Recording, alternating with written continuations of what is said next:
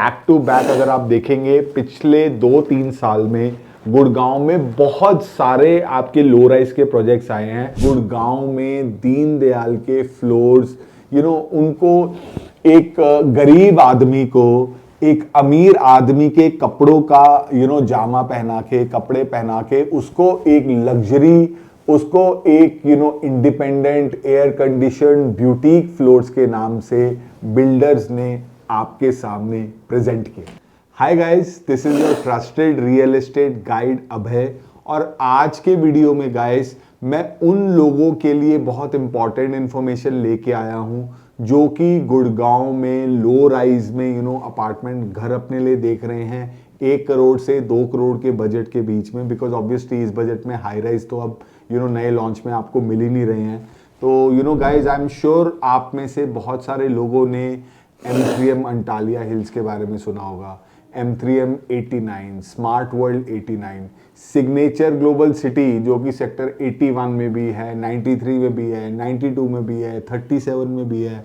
उसके अलावा MRG 106, उसके अलावा वाइट लैंड 76, उसके अलावा आपका हम बात करते हैं लैंडमार्क सेक्टर 95। गाइज ये जितने भी प्रोजेक्ट्स हैं इनको अलग अलग नाम से मार्केट किया जा रहा है। कोई इनको लो राइज इंडिपेंडेंट फ्लोर बोलता है, कोई इनको एयर कंडीशन फ्लोर बोलता है, कोई इनको लग्जरी फ्लोर्स बोलता है, कोई इनको ब्यूटीक फ्लोर्स बोलता है। जबकि गाइस सच्चाई ये है कि ये सारे के सारे जो आपके प्रोजेक्ट्स हैं ये एक्चुअली में दीनदयाल के फ्लोर है। मेरे पिछले वीडियो में मैंने सिग्नेचर ग्लोबल 63A सिटी उस प्रोजेक्ट का रिव्यू किया था, उसका भी आप लिंक यहाँ पे देख सकते हैं। उस प्रोजेक्ट के रिव्यू के बाद मुझे समझ में आया था कि जो दीनदयाल के फ्लोर्स हैं उनमें घर खरीदने के पहले आपको किन चैलेंजेस के बारे में पता होना चाहिए। तो यही चीज़ें मैं आज के वीडियो में आपके लिए उजागर करूंगा। गाइस इस पूरी सिचुएशन को समझने के लिए सबसे पहले आपको DDJY पॉलिसी की बैकग्राउंड हिस्ट्री में जाना पड़ेगा। गाइस ये पॉलिसी सबसे पहले इंट्रोड्यूस की गई थी to quote the government website to intended to encourage the development of high density plotted colonies and low and medium potential towns of Haryana. तो गाइज ये जो पॉलिसी है इसमें सबसे पहले हमने एक प्रोजेक्ट किया था आज से मेरे ख्याल से 2017 में दारूहेड़ा में। उसके बाद ये पॉलिसी सोना में आई थी जहाँ पे पारस एकम का प्रोजेक्ट आया था, ठीक है। और इस पॉलिसी की गाइज 2-3 चीज़ें हैं जो कि आपको इसकी जो बेसिक क्या कहते हैं डिटेल्स है जो आपको पता होना चाहिए। इसमें जो आपका एरिया होता है वो 5 एकड़ से 15 एकड़ का एरिया होता है। इसमें जो आपके प्लॉट साइजेज हैं वो आपके 60 मीटर से 150 मीटर मतलब कि 72 गज से 180 गज तक के इसमें आपके प्लॉट के साइजेस होते हैं, ठीक है। उसके अलावा यहाँ पे गाइस बहुत इंपॉर्टेंट चीज़ जो डेंसिटी गवर्नमेंट ने अलाउ करी है वो 240 से 400 की PPA मतलब पर्सन पर एकड़। मतलब 1 एकड़ में गवर्नमेंट बोलती है कि यहाँ पे 400 लोग भी रह सकते हैं। 400 लोगों का मतलब हम उसको गिनते हैं कि 100 घर भी इसमें बन सकते हैं। तो very importantly these are high density colonies. उसके अलावा गाइज इसमें मैक्सिमम 65% एरिया ही बिल्डर कवर कर सकता है। उसमें आपको 7.5% से लेके 10% तक का आपको ओपन ग्रीन एरिया छोड़ना होता है। उसके अलावा 10% एरिया है जो कम्युनिटी सर्विसेज के लिए पहले गवर्नमेंट को दिया जाता था, वो बिल्डर बायबैक कर लेते हैं। मैं उस पर भी आऊँगा। और एक और बहुत इंपॉर्टेंट चीज़ गाइज कि यहाँ पे ये कॉलोनी सारी की सारी अप्रूव हुई हैं 9 मीटर की रोड पे। और इसके ऊपर आइसिंग ऑन द केक जिस चीज़ को बिल्डर्स ने पकड़ा कि भाई पहले तो अफोर्डेबल हाउसिंग की तरह इसमें कोई भी प्राइस का आपका कैपिंग नहीं है। और यहाँ पे आप 100 गज के प्लॉट पे 150 गज के प्लॉट पे किसी भी साइज के प्लॉट पे आप 4 फ्लोर बना के उनकी अलग अलग रजिस्ट्री करके उनको बेच सकते हैं। तो गाइज ये जब पॉलिसी सामने आई ना तो गुड़गांव के बिल्डर्स को समझ में आया कि यार ये तो बहुत अच्छा मतलब ना पैसा कमाने का तरीका है। अगर मेरे को 180 गज से कम में मैं यहाँ पे बिल्डर फ्लोर बना सकता हूँ और तो उसको मैं अलग से उसकी रजिस्ट्री करके बेच सकता हूँ। बिकॉज अगर आपको हुडा का पता हो, हुडा में आपका 180 से ऊपर के साइजेस में ही आपकी रजिस्ट्री होती है। तो बिल्डर को ये पॉलिसी ना बहुत समझ में आई, तो फिर बिल्डर लॉबी ने बहुत स्ट्रांग तरीके से काम करके इस पॉलिसी को हरियाणा में आपका टीयर 1 में गुड़गांव में भी पास करवा लिया। गुड़गांव में पास करवाने के बाद बिल्डर्स ने क्या किया कि जो अपने 5 एकड़ 10 एकड़ के बिल्डर्स के जो लाइसेंस थे अफोर्डेबल हाउसिंग के, वो उन्होंने माइग्रेट करके दीनदयाल में शिफ्ट करने स्टार्ट कर दिए, जिसका ऑफ कोर्स सिग्नेचर भी एग्जांपल है, मैं अपने पिछले वाले वीडियो में बता सकता हूं। ठीक है, बिल्डर्स को क्या इस पॉलिसी में अच्छा लगा गाइस, सबसे इंपॉर्टेंट चीज कि आपकी फ्लोर की रजिस्ट्री इन्होंने अलाउ कर दी, कोई इन्होंने प्राइस लिमिट नहीं रखी।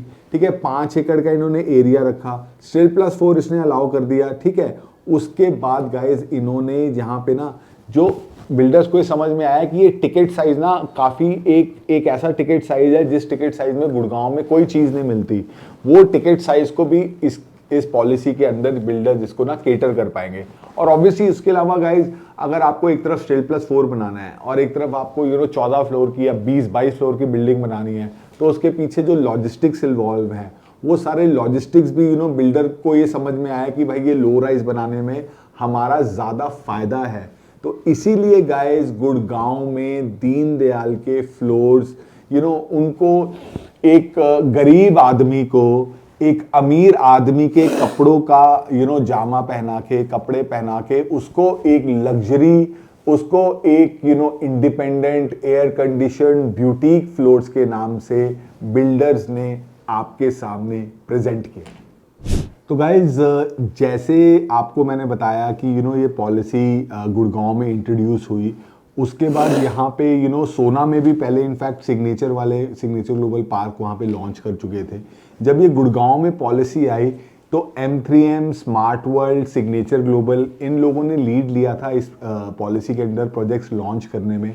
और यहाँ पे guys this policy to be introduce to Gurgaon also coincided with covid, और कोविड के बाद लोगों को घर पे रह के काम करने का एक चस्का लग गया।